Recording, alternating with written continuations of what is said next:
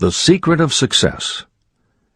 In every chapter of this book, mention is made of the money-making secret that has made fortunes for the exceedingly wealthy men whom I have carefully analyzed over a long period of years.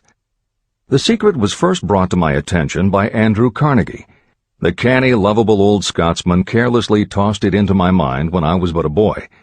Then he sat back in his chair with a merry twinkle in his eyes, and watched carefully to see if I had brains enough to understand the full significance of what he'd said to me. When he saw that I had grasped the idea, he asked if I would be willing to spend 20 years or more preparing myself to take it to the world, to men and women who, without the secret, might go through life as failures. I said I would, and with Mr. Carnegie's cooperation, I have kept my promise. Editor's comments. In 1908, during a particularly down time in the U.S. economy and with no money and no work, Napoleon Hill took a job as a writer for Bob Taylor's magazine. He was hired to write success stories about famous men. Although it would not provide much in the way of income, it offered Hill the opportunity to meet and profile the giants of industry and business, the first of whom was the creator of America's steel industry, multimillionaire Andrew Carnegie, who was to become Hill's mentor. Carnegie was so impressed by Hill's perceptive mind that following their 3-hour interview he invited Hill to spend the weekend at his estate so they could continue the discussion. During the course of the next 2 days, Carnegie told Hill that he believed any person could achieve greatness if they understood the philosophy of success and the steps required to achieve it. "It's a shame," he said, "that each new generation must find the way to success by trial and error when the principles are really clear-cut." Carnegie went on to explain his theory that his knowledge could be gained by interviewing those who had achieved greatness, and then compiling the information and research into a comprehensive set of principles.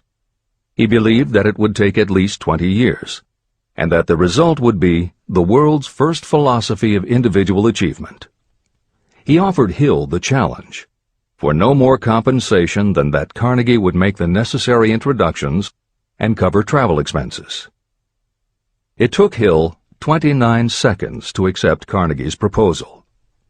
Carnegie told him afterward that had it taken him more than 60 seconds to make the decision, he would have withdrawn the offer, for a man who cannot reach a decision promptly, once he has all the necessary facts, cannot be depended upon to carry through any decision he may make.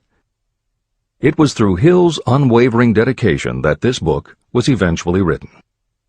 For detailed information on the life of Hill, read or listen to the audiobook of A Lifetime of Riches, the Biography of Napoleon Hill, by Michael J. Ritt, Jr. and Kurt Landers.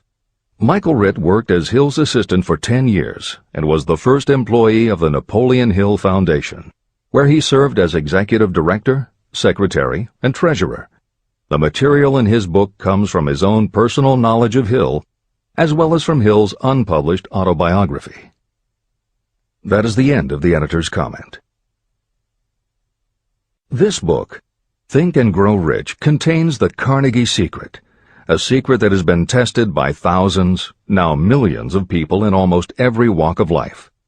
It was Mr. Carnegie's idea that the magic formula, which gave him a stupendous fortune, ought to be placed within reach of people who do not have the time to investigate how others had made their money.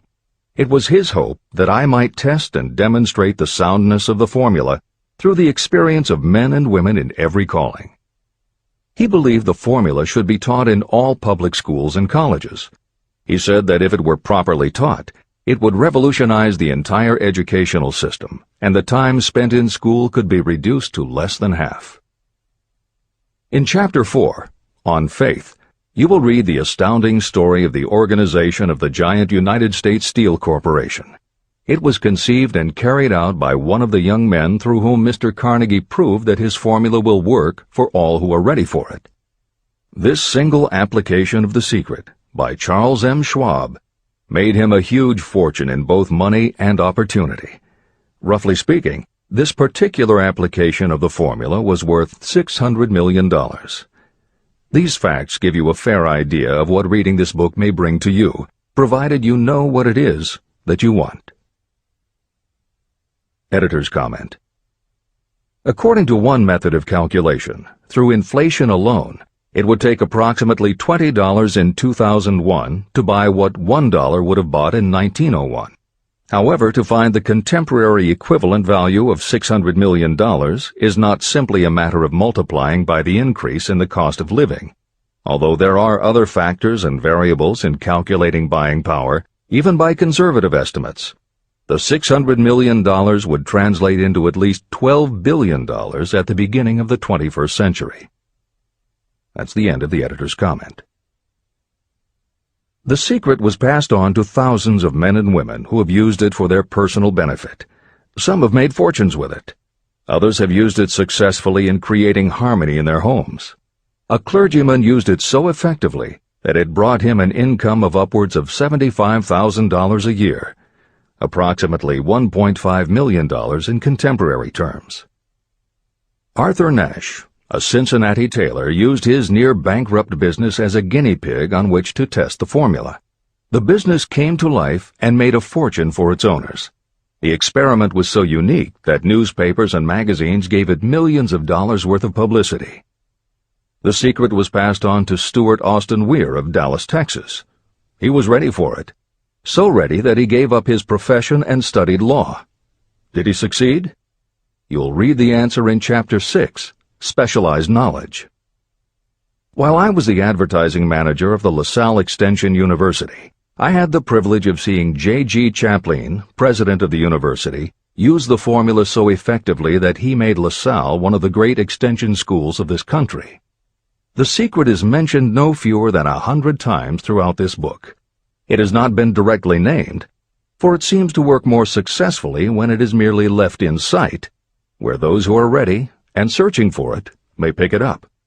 That is why Andrew Carnegie passed it to me without giving me its specific name.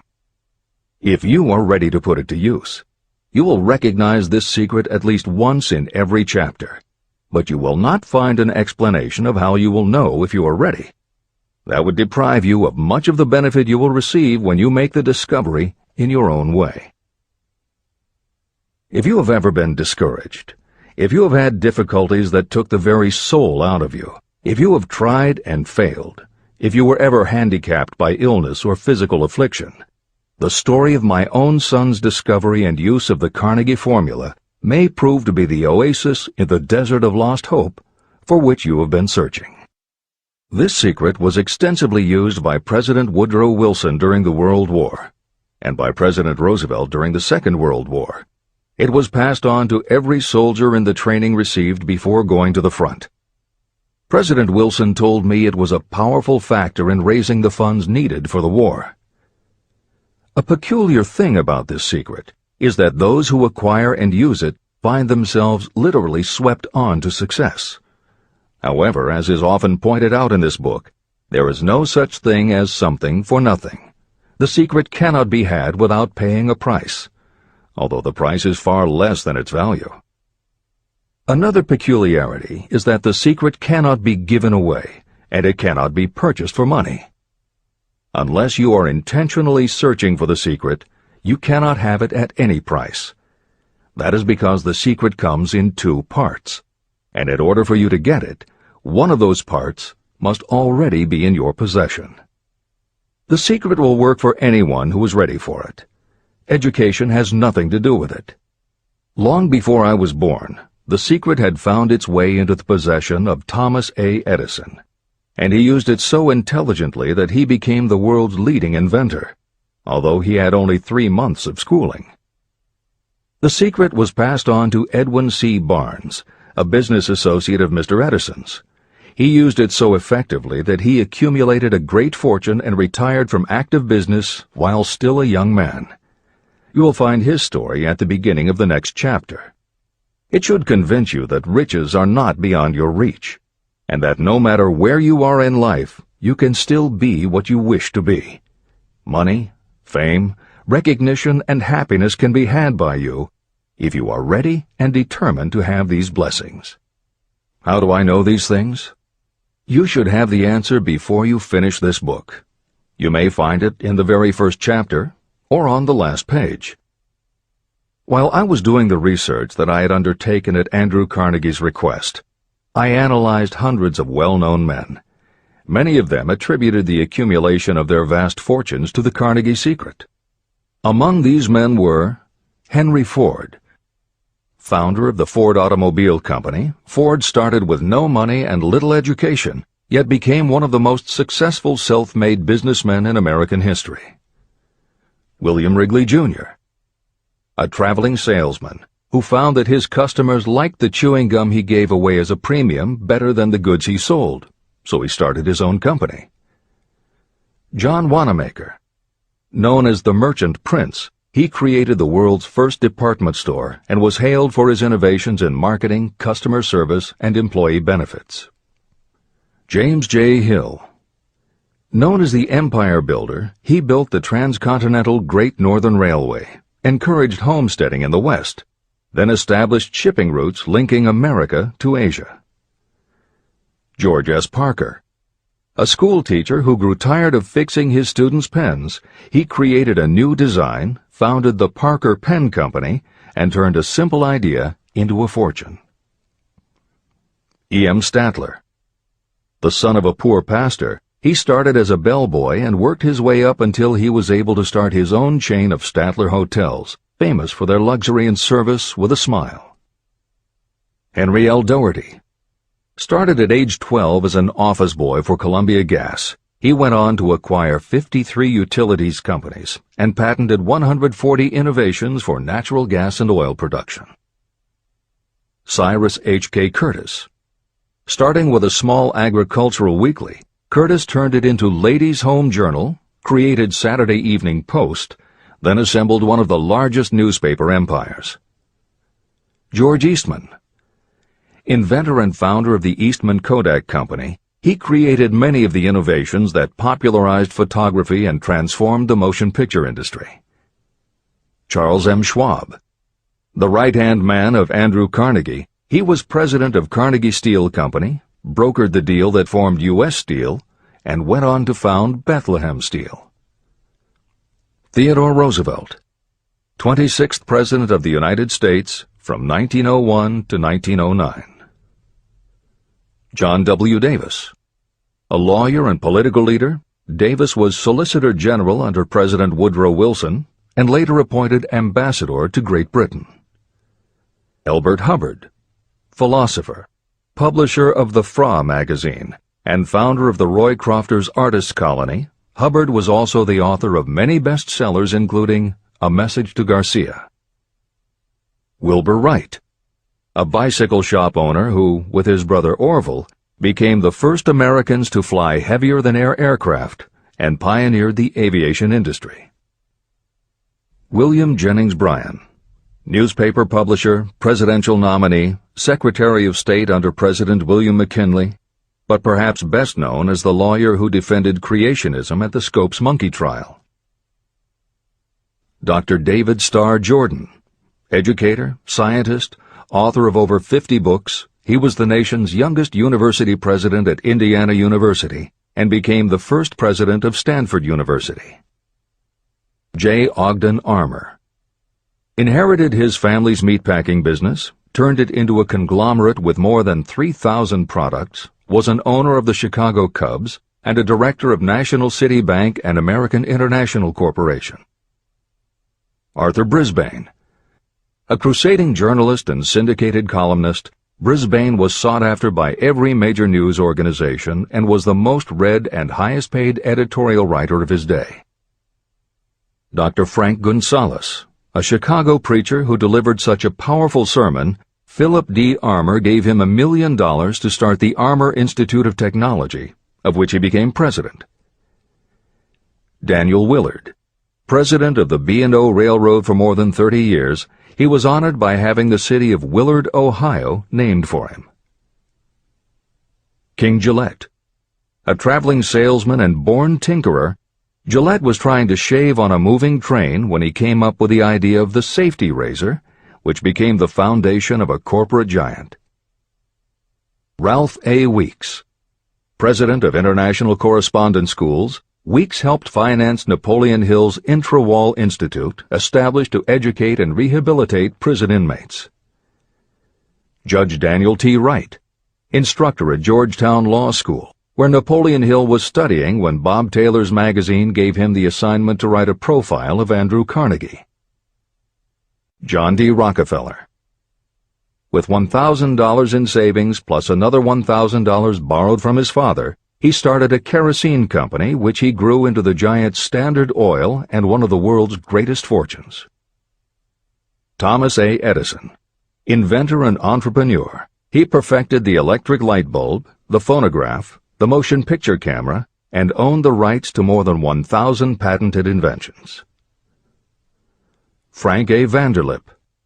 A poor boy who became a journalist, social reformer, and self-made millionaire, he was president of the National City Bank, now Citibank, and Assistant Secretary of the Treasury. F. W. Woolworth. A clerk in a general store, he pioneered the idea of fixed-price selling and self-service and forever changed retail selling with a chain of Woolworth 5 and 10 cent stores. Colonel Robert A. Dollar. Starting with a small schooner bought to haul lumber down the West Coast, he built the Dollar Steamship Company, the largest fleet of luxury liners sailing under the U.S. flag. Edward A. Filene. Founder of the Boston-based stores, he devised revolutionary methods of distribution and merchandising and became famous for the first bargain basement department. Edwin C. Barnes. The only man Thomas Edison ever had as a partner, Barnes took Edison's failing dictaphone and sold it so successfully it became a fixture in offices and made him a multimillionaire. Arthur Nash. A Cincinnati tailor who used his bankrupt business as a guinea pig for the Carnegie Secret and was so successful the newspapers made him famous as Golden Rule Nash. Clarence Darrow. Famed as a lawyer, public speaker, and defender of the underdog, Darrow is best known as the lawyer who defended teaching the theory of evolution at the Scopes monkey trial. Woodrow Wilson. 28th President of the United States of America from 1913 to 1921. William Howard Taft. 27th President of the United States of America from 1909 to 1913. Luther Burbank. World-renowned horticulturalist who introduced over 800 varieties of new plants in his effort to improve the quality of plants and thereby increase the world's food supply. Edward W. Bok. Although he had only 6 years schooling, by the age of 20 he was editor of Ladies' Home Journal, which he helped to build into the world's most widely circulated magazine. Frank A. Munsey. A telegraph operator who quit to launch Argosy magazine, then parlayed his fortune into a newspaper empire that included the Washington Times and the New York Herald. Elbert H. Gary. Chairman of U.S. Steel, at the time the largest corporation in the world, Gary spearheaded the construction of its first major project, the Gary Works Steel Plant, and the city of Gary, Indiana. Dr. Alexander Graham Bell. Best known as the inventor of the telephone, Bell also perfected recording devices, advances in aircraft, and was a co-founder of the National Geographic Society. John H. Patterson. President of National Cash Register, Patterson was known as an advertising visionary and a genius at motivating his sales force, which made NCR the leader in its field. Julius Rosenwald. A small manufacturer who foresaw the future of mail order, he bought 25% of Sears Roebuck & Company, and together with Richard Sears built it into an icon of American business. Stuart Austin Weir. A construction engineer Hill met in the Texas oil fields who, inspired by the Carnegie Secret, went to law school after age 40 and also helped publish Napoleon Hill's magazine. Dr. Frank Crane. A noted psychologist, essayist, and author of the book 4-Minute Essays on subjects such as the price of liberty, pragmatism, the duty of the rich, and how to keep friends. J. G. Chaplin, president of the LaSalle Extension University at the time Napoleon Hill worked in the university's advertising and sales department, where he first realized his talent for motivating people. Jennings Randolph. A congressman, then U.S. Senator from West Virginia, Randolph was a lifelong admirer of Napoleon Hill, and it was he who encouraged Hill to act as advisor to President Franklin Delano Roosevelt. These names represent a small fraction of well-known Americans whose achievements, financial and otherwise, prove that those who understand and apply the Carnegie secret reach high positions in life. Editor's comment. As Napoleon Hill says, the preceding list includes only some of the more than 500 multimillionaires and extraordinarily successful individuals whom Napoleon Hill interviewed prior to writing Think and Grow Rich. It does not include the equally impressive list of people he came in contact with after the publication, nor does it include the names of those who did not have the opportunity to meet Napoleon Hill personally, but who attribute their success to having read this book. It is said that Napoleon Hill and Think and Grow Rich have made more millionaires than any other person in history. It might equally well be said that Napoleon Hill inspired more motivational experts than any other man in history. It is practically impossible to find a motivational speaker who does not draw upon Hill's work. His influence can be seen in the writings of his early peers, Dale Carnegie and Norman Vincent Peale. Later, successful authors and speakers such as W. Clement Stone, Og Mandino, and Earl Nightingale either worked directly with Napoleon Hill or with the Napoleon Hill Foundation. Echoes of Hill's principles can also be found in books by people as diverse as Wally Famous Amos, Mary Kay Ash, Ken Blanchard, Adelaide Bry, Chicken Soup for the Soul authors Jack Canfield and Mark Victor Hansen, Debbie Fields, Shakti Gawain, John Gray, Susan Jeffers, Bruce Jenner, Charlie Tremendous Jones, Tommy Lasorda, Art Linkletter, Joan London, Dr. Maxwell Maltz, James Redfield, Dr. Bernie Siegel, Jose Silva, Brian Tracy, Lillian Vernon, and Dennis Waitley. Stephen Covey, author of The 7 Habits of Highly Effective People, has often spoken of the influence of Napoleon Hill. Anthony Robbins, arguably the most successful motivational author and speaker at the beginning of the 21st century, has acknowledged Napoleon Hill as a personal hero. That is the end of the editor's comment. I have never known anyone who was inspired to use the Carnegie secret who did not achieve noteworthy success. On the other hand, I have never known anyone to distinguish themselves or to accumulate riches of any consequence without possession of the secret. From these two facts, I draw the conclusion that the secret is more important for self-determination than anything you receive through what is popularly known as education. Somewhere, as you read, the secret will jump from the page and stand boldly before you, if you are ready for it. When it appears, you will recognize it. Whether you receive the sign in the first chapter or the last, stop for a moment when it presents itself, and make a note of the time and place. You will want to remember, because it will mark the most important turning point of your life. Remember, too, as you go through the book, that it deals with facts and not with fiction. Its purpose is to convey a great universal truth through which you, if you are ready, may learn what to do and how to do it. You will also receive the needed stimulus to make a start. As a final word of preparation, may I offer one brief suggestion which may provide a clue how the Carnegie secret may be recognized? It is this: achievement and all earned riches have their beginning in an idea. If you are ready for the secret, you already possess one half of it. Therefore, you will recognize the other half the moment it reaches your mind. Editor's comments. Unlike much of the business and motivational literature available, Think and Grow Rich is not written for readers to skip around from chapter to chapter, taking a concept here and an idea there to solve the problem of the moment. This book is written as a carefully integrated whole, to be read in its entirety, from beginning to end.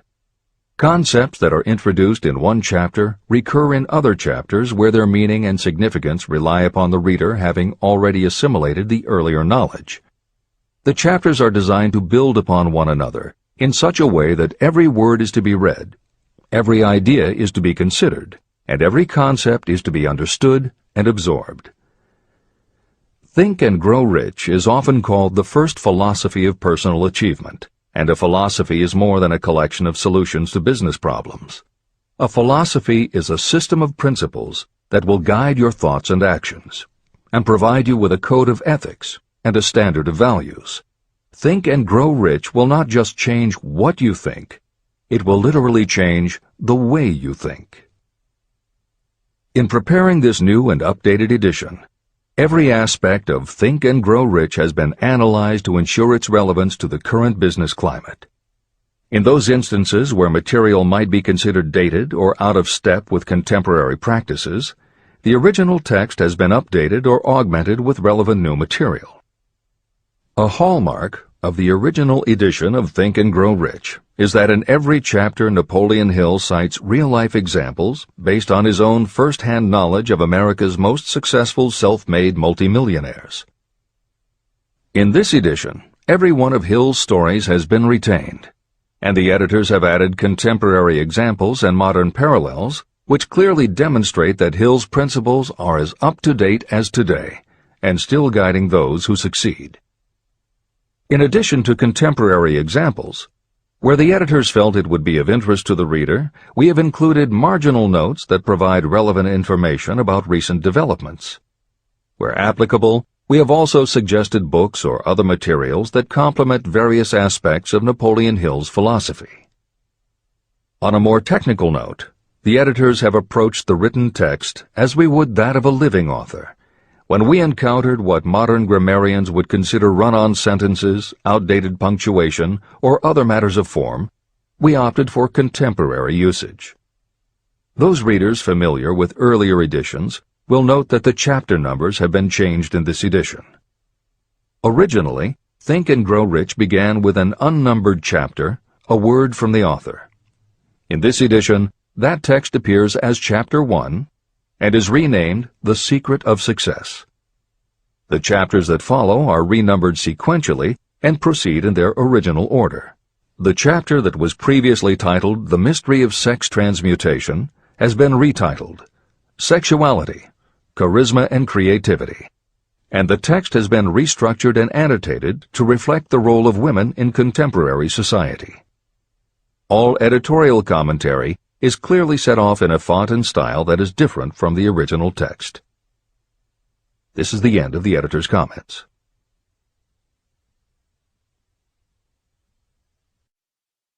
Both poverty and riches are the offspring of thought.